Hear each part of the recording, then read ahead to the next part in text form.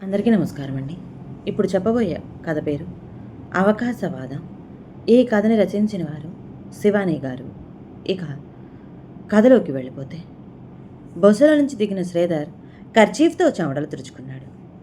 2 ఏళ్ల తర్వాత ఇంటికి వస్తున్న శ్రీధర్కి ఏమాత్రం సంతోషం లేదు.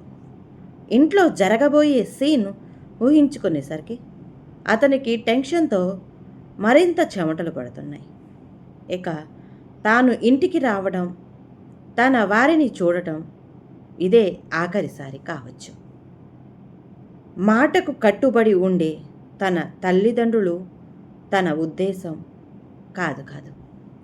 నిర్ణయం వినగానే తనతో తెగతెంపులు చేసుకోవడం ఖాయం. శ్రీధర్కి తన బాల్యం, తనను పెంచి పెద్ద చేయడం కోసం తల్లిదండ్రులు చేసిన త్యాగాలు, తన మీద వారు కురిపించిన ప్రేమానురాగాలు గుర్తుకు వచ్చి గుండె పిండినట్లయింది. శ్రీధర్కి నీరజ మామయ్య కూతురు. శ్రీధర్ది మొదటి నుంచి మెటీరియలిస్టిక్గా ఆలోచించే గుణం. అందువల్లే తనకంటే మంచి హోదాలో ఉన్న నీరజని ప్రేమించి ఆమె చేత కూడా ఎస్ అని అనిపించుకున్నాడు. పెద్దలు కూడా వారి పెళ్లికి సంతోషంగా ఒప్పుకున్నారు.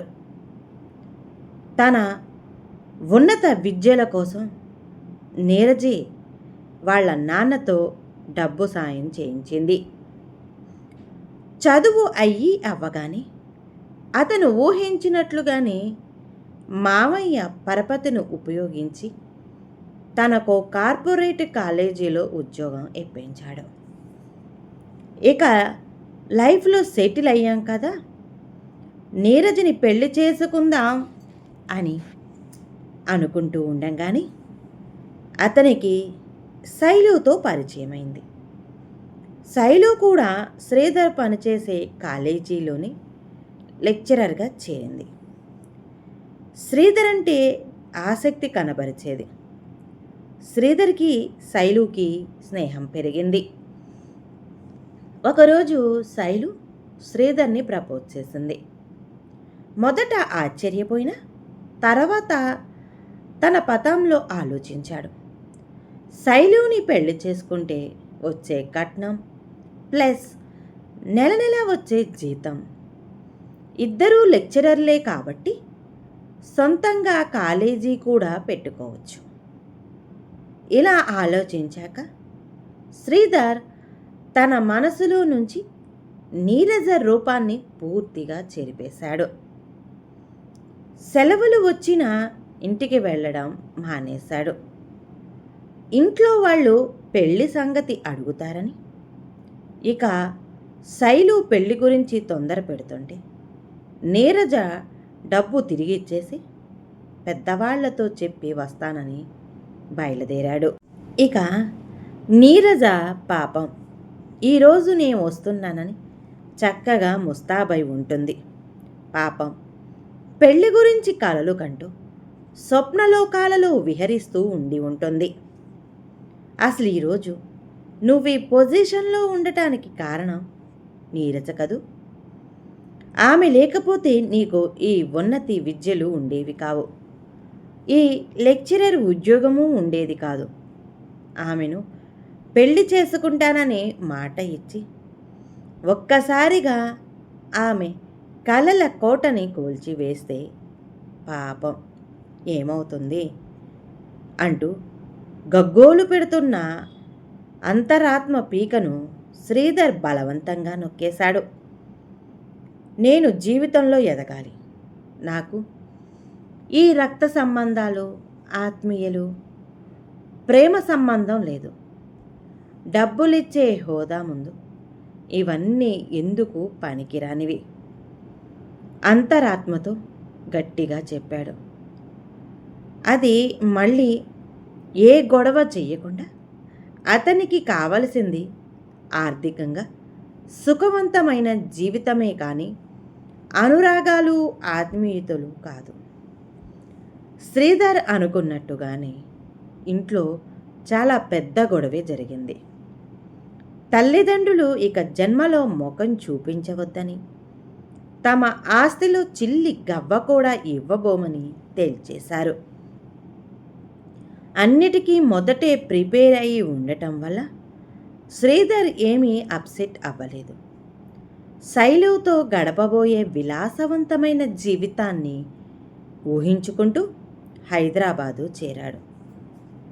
కాలేజీలో శైలు వాళ్ళ కజిన్ పెళ్ళికని లీవ్ పెట్టి వెళ్ళిందని తెలిసింది. 2 వారాల తర్వాత శైలు స్వీట్స్తో ప్రత్యక్షమైంది. శ్రీధరు వెళ్ళేసరికి స్టాఫ్ అంతా కాంగ్రాట్స్ చెప్తున్నారు. విషయం తెలుసుకున్న శ్రీధర్ గుండెల్లో బాంబు పేలింది. శైలు వాళ్ళ కజిన్ పెళ్ళిలో ఎవరో ఎన్ఆర్ఐకి బాగా నచ్చిందట. వచ్చే వారం పెళ్ళట. మళ్ళీ వచ్చే వారం అమెరికా వెళుతుందట. శ్రీధర్కి కాళ్ళ కింద భూమి కదులుతున్న ఫీలింగ్.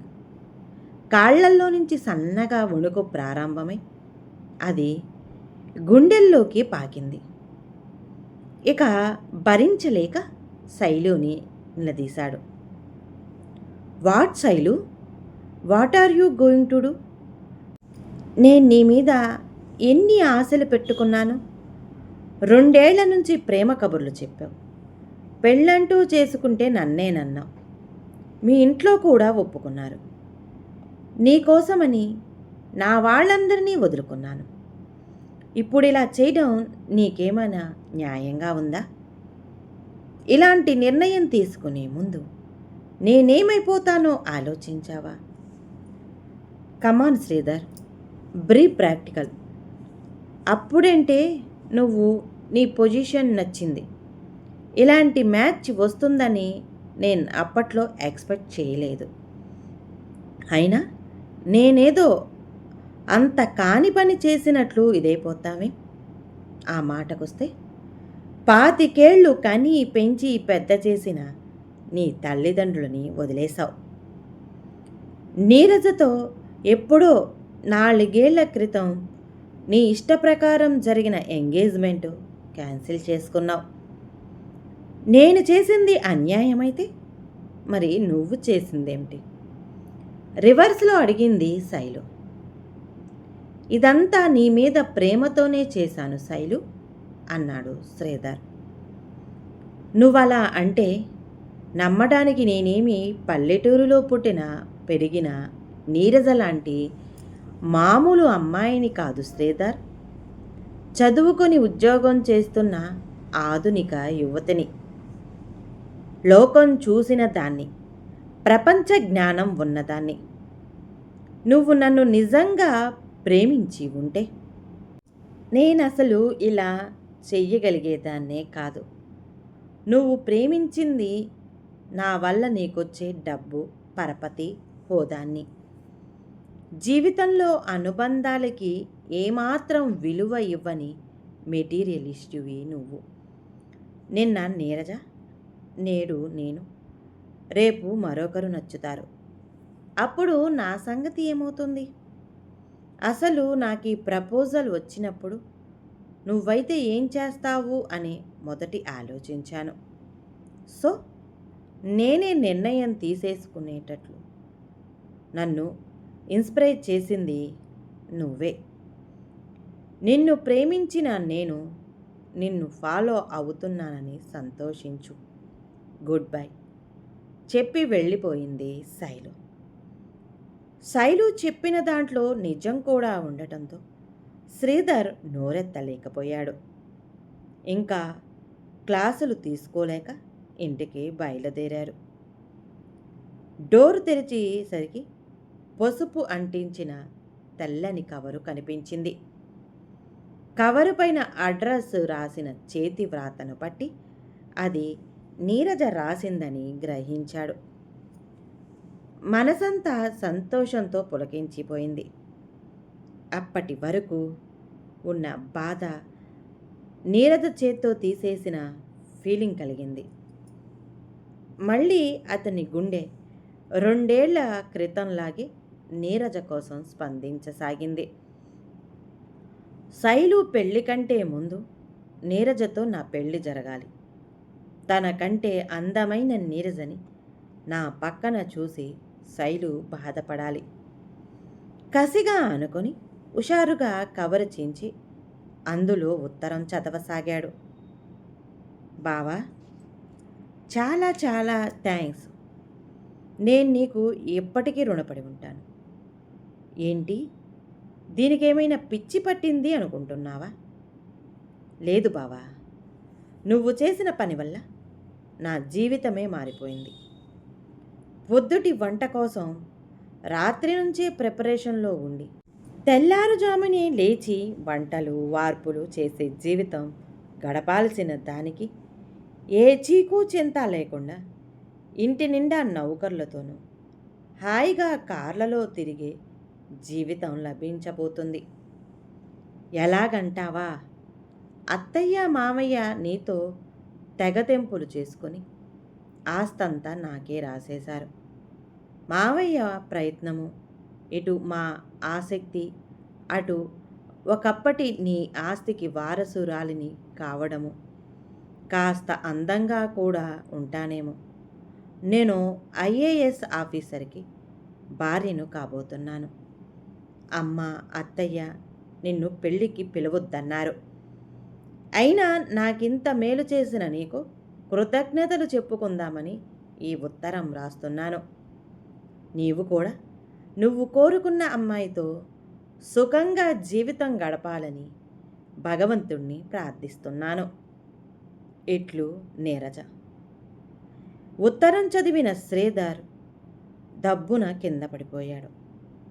ఆ విధంగా ప్రతిదీ మెటీరియలిస్ట్గా ఆలోచించిన శ్రీధర్కి ఆస్తులు మిగలలేదు, ఆత్మీయులు మిగలలేదు. ఈ కథ కనుక నచ్చితే ప్లీజ్ అండి లైక్ చేయండి. అలాగే ఛానల్ని సబ్స్క్రైబ్ చేసుకోవటం మాత్రం మర్చిపోమాకండి. మీ విలువైన అభిప్రాయాన్ని కామెంట్ బాక్స్లో కామెంట్ చేయండి. అందరికీ ధన్యవాదాలండి.